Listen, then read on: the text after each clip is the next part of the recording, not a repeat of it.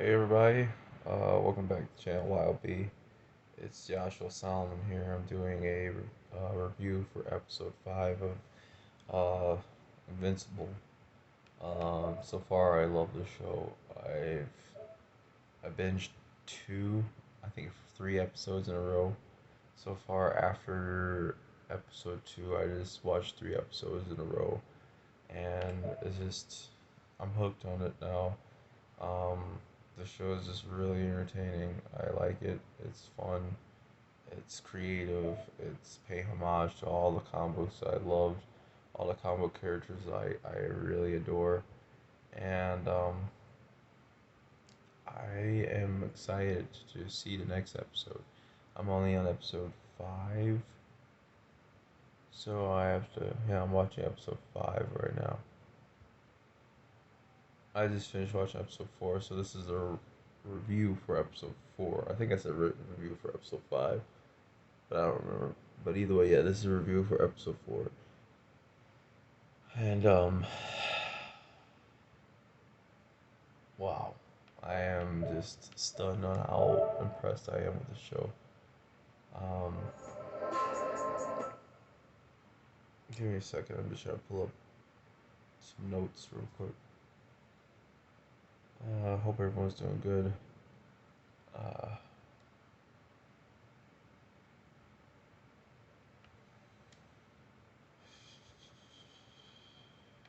yeah, I'm on episode 5 right now. Episode 4 was very interesting. It's the same kind of. It was nothing. Is more world building. It's more hints to things to come in the future, and I'm very excited to see what's gonna how it's gonna turn out. Are you questioning me? Oh my god!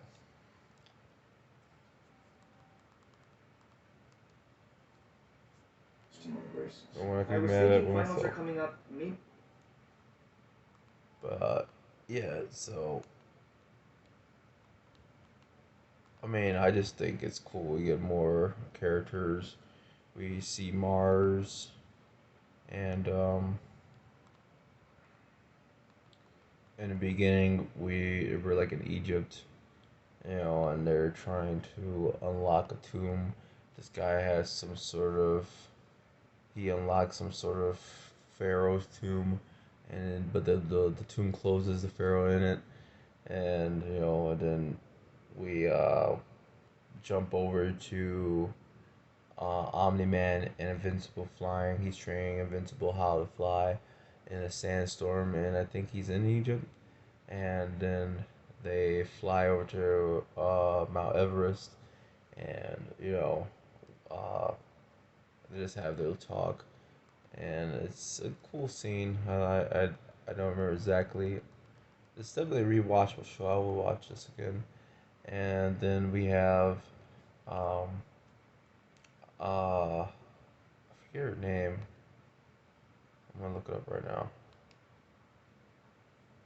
now. Debbie Grayson. Uh, Debbie, she's talking to that Flash guy's girlfriend. I think she's about to move out of her house, and she's just telling her, and you know, and she goes. Then Debbie goes back home, to go, I guess, look up Dark Blood, you know, and kind of finds out he's kind of like he has a good reputation for telling the truth. He's not a liar, and then Denami Man and Invincible come back, and you know they she has to like hide all that. She was get caught, and then the one girl that Invincible's interested in, Amber. I didn't know Zazie Beetz is the voice actress for Amber. I did not know that. I love the actress. Zazie Beetz, she's a great actress. I didn't know she was in this. That's really cool. I did not know that. That's really awesome. And so they're going on dates, and it's adorable. Omni Man confronts Dark Blood about him talking to his wife, and then we jump to the cloning guy. He's in a factory somewhere, looking like he's making another clone of himself. And then we go back to the Guardians of the Globe. They're bitching and moaning about, to each other. They're not really working right. They're kind of like having a hard time getting along. I do like the scene with Cecil. He shows them like the old blood of the original Guardians of the Globe and says, "Yeah, we're leaving this up here as a reminder." I thought that was a good part. I really like that part. And then uh, Rex talks to the monster girl, and kind of like still not letting it go. Well, he lets it go, but it's still like where the robot guy had to come in and let him know, like, hey man, you better get your shit together. You cannot be the reason why this team is getting all fucked up. And the guy, Rex being a dick, just making jokes. And then the robot takes a blood sample, but pats him on the shoulder, kind of injures him. Oh, pardon me. But he takes a blood sample, and then he which is this mystery. What I wonder why he's taking blood sample. I think he's trying to make one super powerful hero out of all these heroes, and I'm trying to make their own version of Omni Man. And then we go back to Omni Man and Debbie and their house, and um, they're talking and they're kind of having an argument, and she's kind of telling him stop telling me shush, and then he didn't, but he's telling her shush because Cecil's lurking around, and he almost kills him, but he's just kind of like telling him there to tell him like I believe give me a second. This thing isn't exactly Swiss in its. I wonder why he was talking to him. That was the best. Killed you. Yeah, I noticed. Didn't expect you on me so fast. Yeah, I'm a little jumpy. Maybe you can understand that. Why are you here, Cecil? That was the best night of my life. I didn't. I forgot why. They didn't really explain, but he was lurking. So, and then we go back to Invincible with his family. Oh yeah, he was there basically to tell him that they need someone to go to Mars, and then the dad's like, nah, Omni-Man's like, nah, Invincible comes back, and he's like, oh, I'll volunteer, so, let's just get to jump, move us along. So yeah, he tells him to do that. The next day, Invincible is talking to, I think her name is,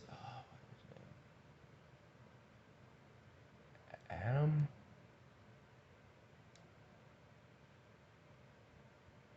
Adam Eve? Adam Eve is her name.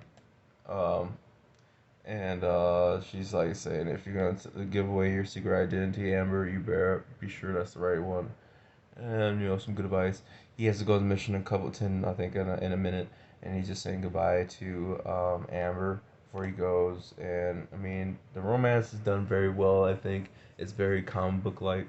I really like it. Is and there's no like sexual. There's not a lot of sex scenes in this, which I like. The sex scenes and all the, it's not perverted. It uses violence, but it's not perverted. It's very wholesome, and it seems like it does care about the relation side of it, not the sexual side of it, which I do appreciate. Is written very well, and so he's going to Mars, and so then Omni Man and Debbie decided to go on a date out to, I believe, Rome or Italy. I think it's Rome. I think so. I'm not sure. And Omni Man, I mean Invincible, and these astronauts land on Mars, and then it cuts back to Omni Man and his wife talking. he's kind of making a point about how Julius Caesar was used to be a conqueror. Now he's dwindled down to just a tourist attraction by like cosplayers dressed up as him. It's like people don't really understand the seriousness of what he's done in history. That's kind of like making like a foreshadowing to what Omni Man is, and how he's a conqueror. And then this dragon shows up, Lord starts destroying everything in the city, and right behind them, she's like, "Oh my god!" And it's like, "Well, you need to stop him." He's like, "Do you trust me?" And he's kind of acting weird. She's like, "Yes, I trust you." And then it's like, he's like, "Well, then I'm gonna let Cecil deal with this. I'm just gonna chill out with you." And it's like, "What?" So he's just acting weird. And then back at their house, guess who? We got Dark Dark Blood lurking around. I think he's doing something. He's looking for something. I think and then but Cecil's there with his agency, and they pretty much arrest his ass for breaking an entry inside their house.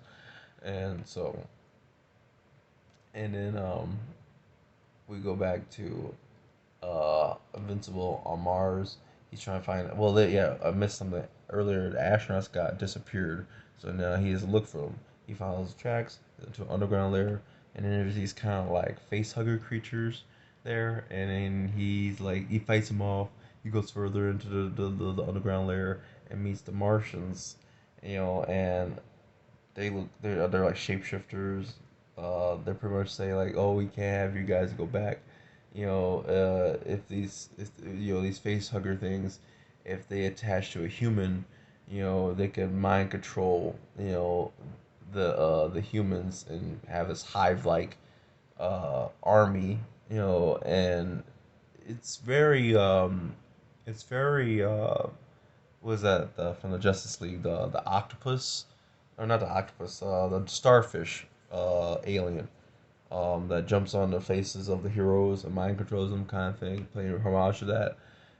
So this show is really cool. I like how they play so much homage to everything in comic books. And then we have like a little battle with Invincible and the Martians before they leave. We find out later that one of the astronauts that escaped with Invincible is actually a Martian, and which is, I wonder what that's about. Um, Visible gets back. He meets his family, his girlfriend. And we cut back to uh, Dark Blood. Um, he's being sent back to hell by Cecil because he's like, we told you to stop snooping around and bothering Omni Man and trying to investigate this case. So you're not listening. I'm gonna have to send you back to hell now. And and it's a pretty crazy scene. I love this scene too. Or like how they do like an exorcisms in the back, and so then we go to uh, the robot guy putting the sample of Rex's blood into. Well, he has the sample of Rex's blood, and he's standing in front of this pod with this like fetus creature thing that looks like it's like experiment, and he's like, finally, phase one begins, and it's like phase one. What the fuck is phase one? And then the last after scene is there's a book inside of um inside of uh Omni Man and Debbie's bedroom closet, and you hear like a growling sound from books. So I think that Darkblood, his name is Damien, I believe. Damien is actually found some way to probably conjure himself through that book, and it's another way for him to come back, and she could bring him back somehow. I don't know, maybe, but pretty much it was a good episode. No problems. I wasn't bored. It's just it's a world building episode, and it's done great. And I still give it a 10 out of 10.